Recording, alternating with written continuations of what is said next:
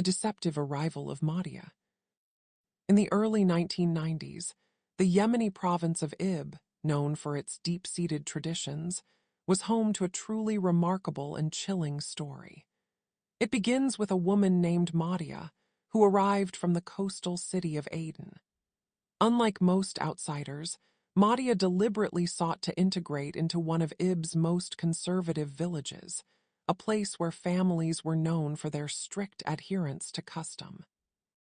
She was a master of manipulation, and her first step was to find a home among the most insular and respectable of these families. She strategically chose a family whose patriarch, brothers, and even the young daughters lived by an unyielding moral code.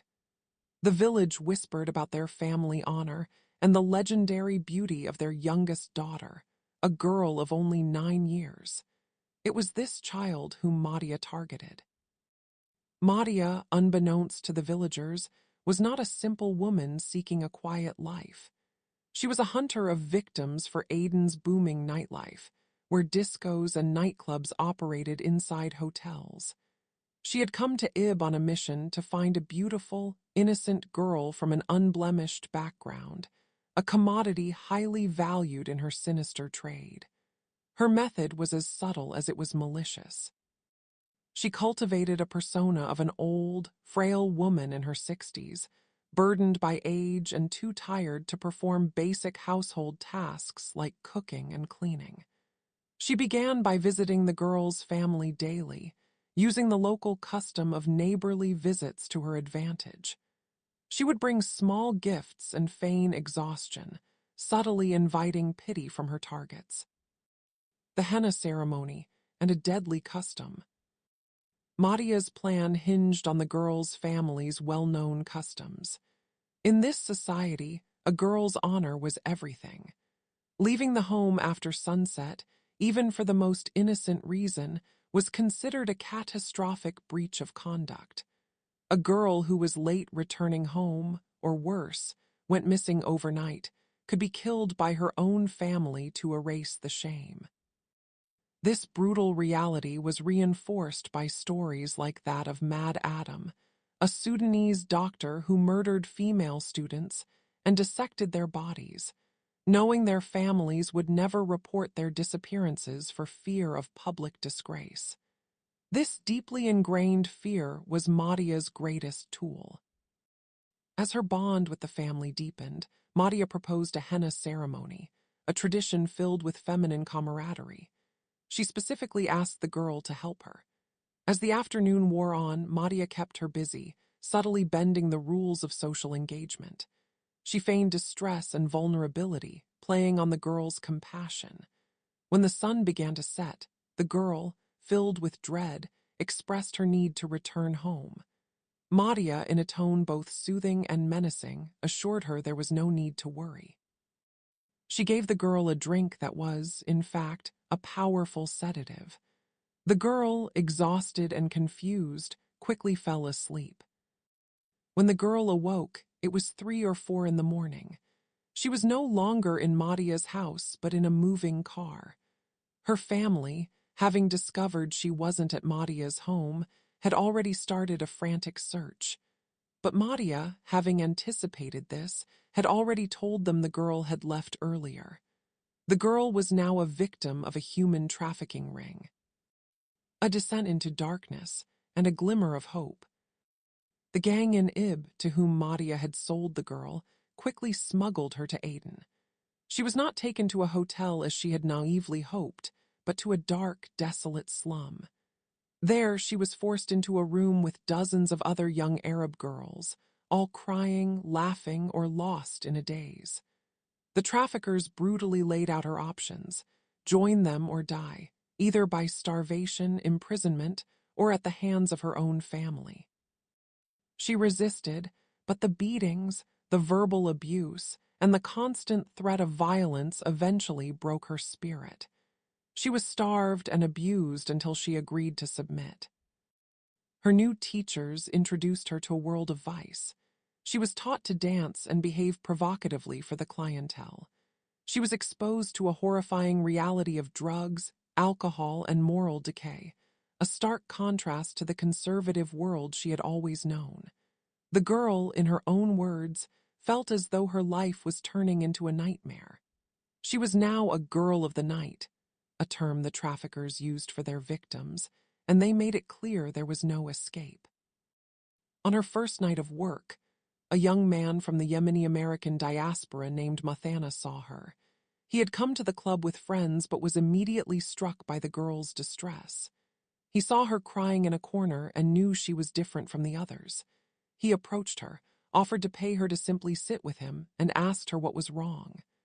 The girl, desperate, poured out her entire story.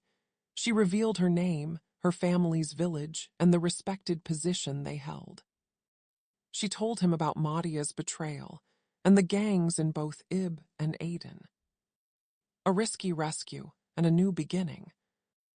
Mathana, a man of character with an American passport, took a colossal risk. He confronted the gang leader, threatening to expose their operation to human rights groups and the American embassy. He offered to buy the girl from them.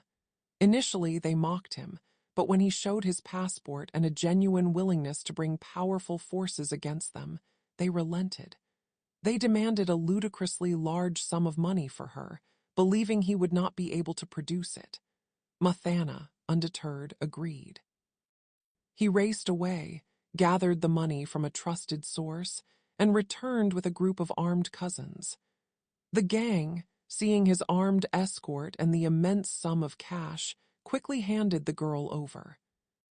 Mathana immediately took the girl to a respected sheik. To protect her from her family's wrath, he proposed an immediate marriage. The sheik, concerned by the lack of a guardian, initially refused. Mathana explained that this marriage was not for pleasure, but for her salvation, the only way to shield her from a vengeful family that would see her as dishonored. He promised the girl that he would only formalize the marriage after her name was cleared, and she agreed to it. The next day, Mathana, the girl, and the tribal elder went to the highest security authorities in the region. The girl courageously recounted her entire ordeal, naming Madia and the gangs in both Ib and Aden. The authorities, acting on the detailed information, raided multiple locations, freeing dozens of other girls who had been victims of the same criminal network. Justice, wisdom, and a new path. Finally, Mathana gathered a group of highly respected sheiks and tribal leaders from his own region and traveled to the girl's village. Her family, still unaware of their daughter's fate, were surprised by this large delegation. The elders, acting as a unified front, explained the entire story, from Madia's cunning plot to the horrors their daughter had endured. They revealed that the girl was not a cause for shame, but a victim of a crime that had exploited their own customs. They praised Mathana for his courage and honor, telling the family that he had saved their daughter's life. The family, seeing the evidence and hearing the truth from such esteemed men, understood. They accepted Mathana's proposal of marriage. The sheik performed the ceremony, and the community celebrated. The story became a powerful lesson about the dangers of allowing tradition to overshadow compassion and wisdom. Madia and the members of her criminal network were arrested. The trials were swift and severe. Madia was sentenced to 12 years in prison, while other members of the gang received even harsher sentences, with some getting life imprisonment. The girl, whose name was Intisar, now lives in America with Mathana. She is educated, safe, and free from the suffocating customs and dangers of her old life. The story stands as a testament to the power of a single act of kindness and the importance of standing against injustice, even when the odds seem insurmountable. And that's all the time we have for this case. But don't think for a second that the story ends here. The real conversation begins with you. What did you think of the social pressure on girls and the strict ruling of the household? Do you think it could have ended differently? What do you think of the verdicts? I read every single one of your comments, and I can't wait to see your take on this. If you enjoyed this deep dive, please consider hitting that like button.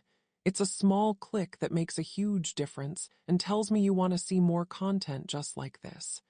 And if you're as obsessed with true crime as I am, you definitely don't want to miss our next video.